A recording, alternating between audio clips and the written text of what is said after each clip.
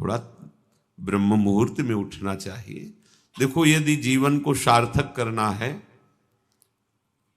तो जिसके शैया में लेटे हुए सूर्य भगवान का उदय हो जाता है, उसकी आयु, बुद्धि, श्री, तेज, बहुत सी बातें नष्ट हो जाती हैं। अगर आपको जीवन में चाहे लौकिक उन्नति प्राप्त करनी हो या पारलौकिक, प्रातःकालीन कम से कम सूर्य उदय होने के 2 घड़ी पहले, 24 दूनी 48 मिनट, अभी सूर्य उदय होने में 48 मिनट हैं, आपने सैया छोड़ दिया, इसके आगे नहीं। सूर्य उदय होने के 48 मिनट पहले आप सैया से हट जाएं। अगर आप रात्रि में जगे हैं तो सूर्य उदय होने के 48 मिनट बाद फिर आप सो जाएं।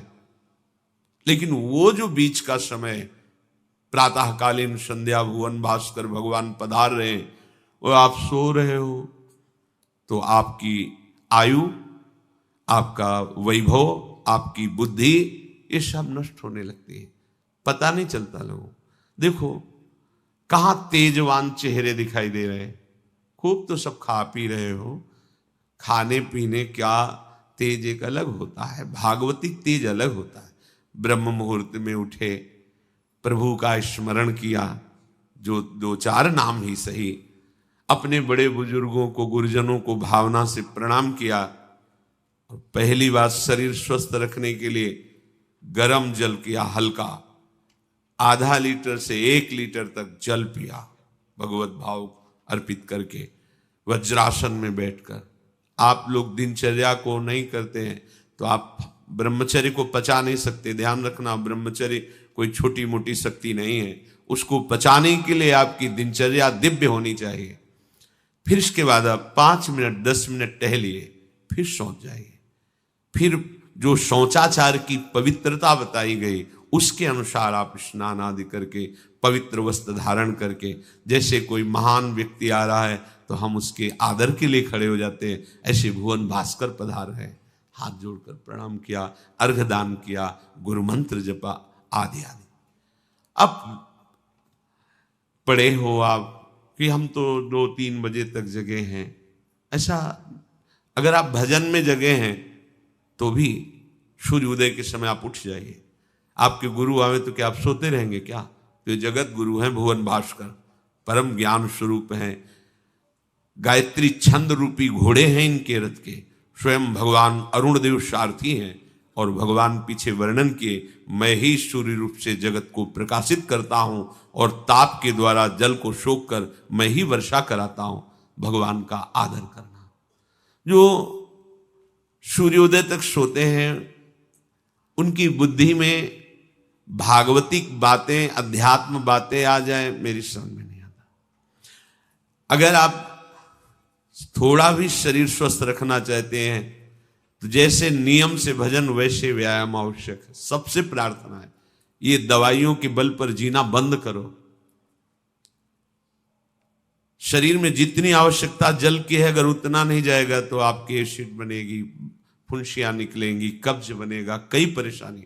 हम साधुकों को कहते हैं, कभी कभी जैसे पूछते हैं कितना जल पिया, वो अभी तो पिया नहीं। अच्छा, ये शरीर है, ये एक गाड़ी है, कोई सच्चिदानंद नहीं है। उचित आहार, उचित जल, व्यायाम के लिए तो समय नहीं। और भी 10 दिन बीमार पड़ोगे फिर देखो, आप कहते हैं समय नहीं है, हमने अपने बीमार स्थिति की दिनचर्या को बताया। शीत धाम की 2 बजे उठना, जो आपको बोल रहे हैं ऐसे ही दिनचर्या करते, और 45 मिनट व्यायाम। इसके बाद तुरंत प्रणाम करके वृंदावन की परिक्रमा, फिर आके श्री जी की मंगला, फिर आके 9 बजे तक गुरुदेव भगवान की सेवा में, फिर वहां से आके श्री जी का श्रृंगार, फिर भिक्षावृत्ति आदि 12-1-2 बजे तक। कोई चाय, कोई पानी, कोई ऐसा कुछ नहीं कि बाल भोग, कुछ नहीं था ही नहीं।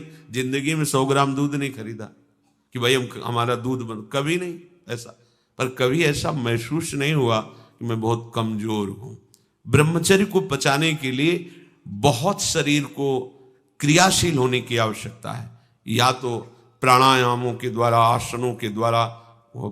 अब अब ना आसन है, न प्राणायाम है, न व्यायाम है, और फिर क्या, कैसे भावना आपकी भगवत भावना बनेगी?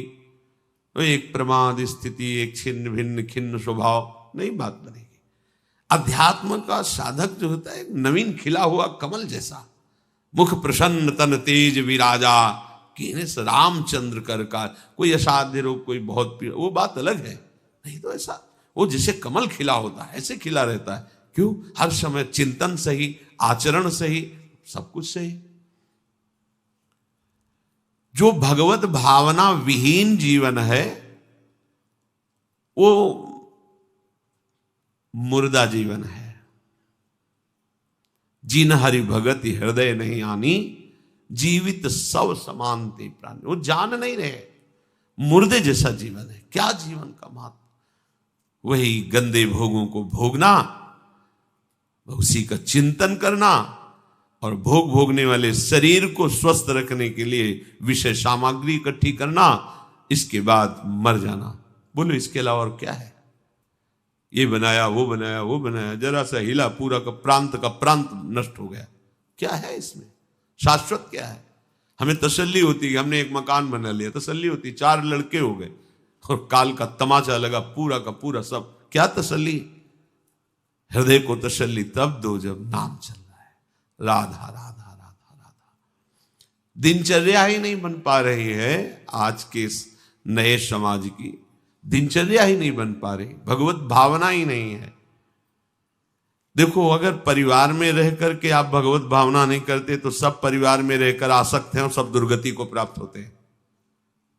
जब तक भगवत भावना नहीं है तब तक सब अविधि पूर्वक है। मान लीजिए सब अविधि, विधि भगवत भावना है। कुछ भी, किसी से भी, कोई भी, बस भगवत भाव, वही आनंद का अनुभव हो जाएगा।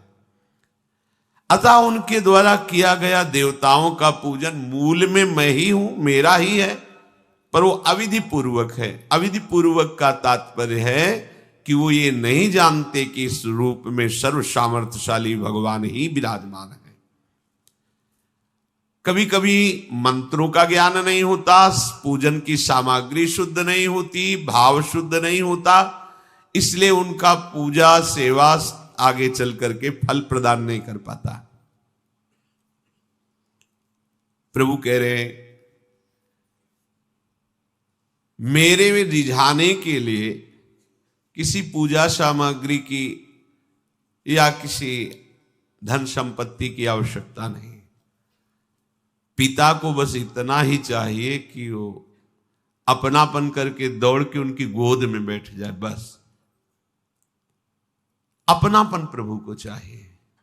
माया के भूल भुलैया से वापस लौटिए और एक बात केवल बैठ जाए अगर हृदय में कि मेरे प्रभु, अब मैं थक गया हूं, यहां कोई मुझे सहारा देने वाला नहीं, अपना नहीं, नाथ मुझे अपना बना लो। ये बहुत बड़ी बात है हृदय की। किसी के बहुत भाग्यशाली होगा, उसके हृदय में बात आएगी।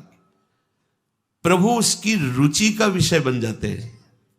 प्रभु जहां वो ऐसा भावना करता है और उसकी रुचि हो जाती है प्रभु में। जैसे हमारी विषयों में रुचि, ऐसे प्रभु में रुचि हो जाती है। अब वो जो भी करता सब पूजा हो जाती है। ये रात से जल्दी सबको समझ में नहीं आता। ध्यान दीजिए, भगवत भावना विहीन आप जो भी कर रहे हैं वो सब अविधि पूर्वक है, भगवान कह रहे हैं। अगर भगवत भावना युक्त है तो जो भी कर रहे हैं सब विधि पूर्वक। कर्माबाई जी ने, एक विधि विधान जानने वाले संत ने जब कहा कि आप तो बिना स्नान में बड़ा अपराध, ऐसे तुम कैसे बना पाओ। और वो प्रातः अपनी स्नान आदि दिनचर्या करने लगी तो विलंब हुआ। फिर खिचड़ी अमनिया की ठाकुर जी को, ठाकुर जी आए गोद में बैठ के, एक कवल ही पाए कि उधर पर्दा, भाग के ठाकुर जी गए। खिचड़ी लगी थी, पार्षदों ने कहा जय जय, तो अभी भोग ही नहीं पधराया। फिर और बोले कर्मा भाई है ना, वो मुझे भोग लगाती, और पता नहीं उस महात्मा ने क्या समझा दिया विधि विधान, वो भोरी भारी हमारी भक्ता, वो अब नहाने धोने में समय लगाने लगी, इसलिए आज विलंब। देखो तुम जाओ और उनसे कह दो हम विधि विधानों से फंसने वाले नहीं, विधि विधान हमें कोई फांस नहीं सकता है। एक प्रेम फांस है जिसमें मैं फंस जाता हूं। बिना किसी बंधन के अगर ये बंधते हैं उसका नाम है प्रेम डोरी। जय श्री भट्ट प्रेम रस बंधन, क्यों छूटे दृढ़ फंद, बसो मेरे नैनन में दो चंद। ये बात सबकी समझ में नहीं आती। जाओ उनको कह दो जैसे वो बनाती थी वैसे ही बनावे। पूरा अविधि है। अगर शास्त्रीय सिद्धांत से दे देखो अविधि है, पर वो महान विधि है जो भगवान को आसक्त कर लिया। कौन सी विधि? मेरे अपने प्रभु, मेरे प्यारे रात में भूखे रहते होंगे, ये भाव।